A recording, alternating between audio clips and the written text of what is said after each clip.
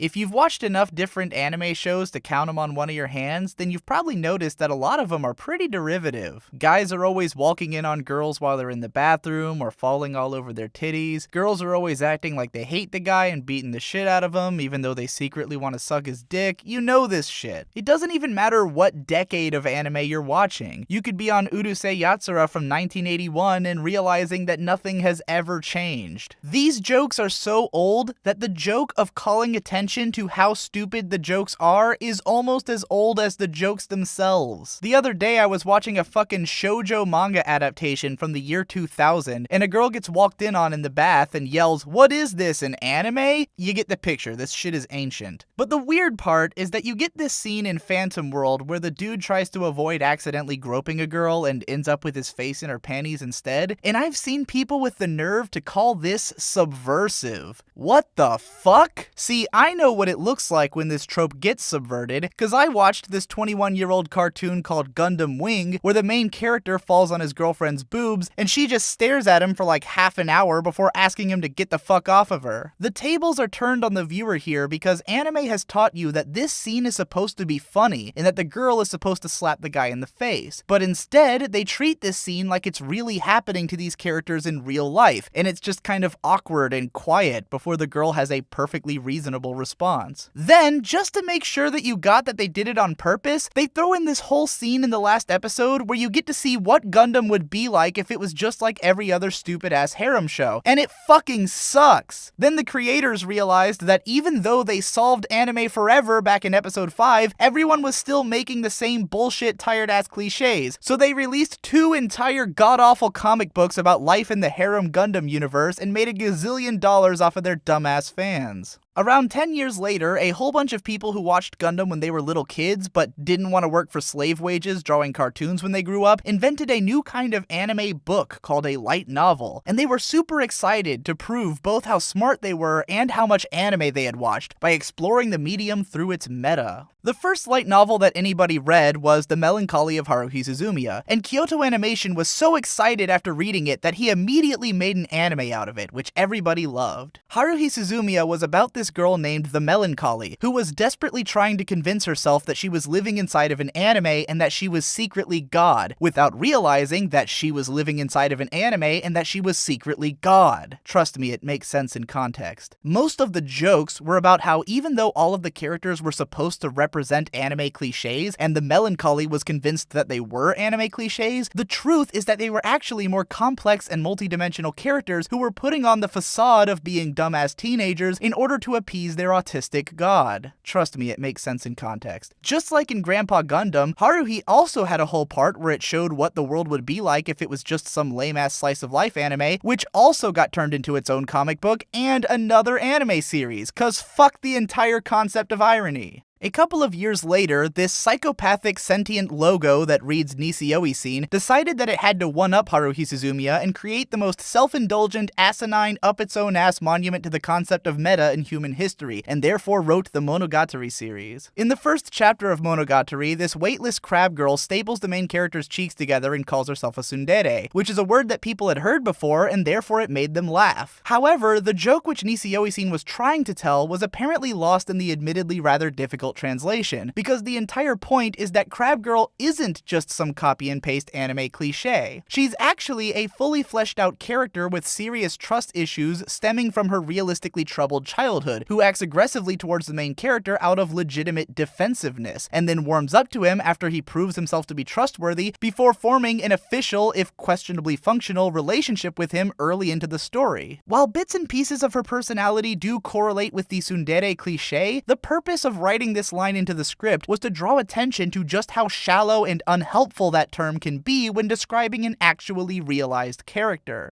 So Haruhi and Monogatari made $100 million billion, and pretty soon there was a huge tidal wave of light novel authors crashing over Japan, with everyone hoping to cash in on the success of this whole meta thing. Somewhere in the midst of that maelstrom emerged the Little Sister Show, one of the 4 horsemen of the anime apocalypse. At first, the Little Sister Show was also about taking an anime cliche and making it realistic, by reminding everyone that in real life your little sister hates you and complains if you don't constantly do shit for her, and that the only way to get back at her is by shacking up with her hot goth friend. The little sister show had a lot of fun things in it, but there's this moment in episode 3 where the main guy falls on his little sister's boobs, and it starts sinking in that maybe this show wasn't quite as self-aware as first thought. Then you fast forward to season 2, and what do you mean he broke up with Kuroneko and fucked his sister? I'm done. I'm fucking done. So now meta anime is suddenly fucking everywhere, and all of it completely misses the point. You've got this scene in Saekano where the girl says to the other girl, hey, stop practicing your tsundere act and get over here, except that the girl is actually literally a tsundere. They're just pointing out that they did the thing that everyone else does, except they also want you to know that they did it. Give him a gold star. A for effort, team. We really made it. That's why there's nothing subversive about this guy trying not to grab this girl's boobs, because his face still ends up in her panties anyways. They didn't change the basic meaning of the scene, they just called attention to the fact that they were doing it. It's like if someone was pissing in the middle of the street and everyone was staring at him, and then he yelled out, I'm pissing in the middle of the street! And everyone was like, oh, well at least he knows what he's doing, and went back to shit tweeting on their phones. Just because that guy admits that he's pissing in the street doesn't make him a functional individual, and calling attention to the fact that you've put a bunch of stupid bullshit in your anime series doesn't stop it from being stupid bullshit.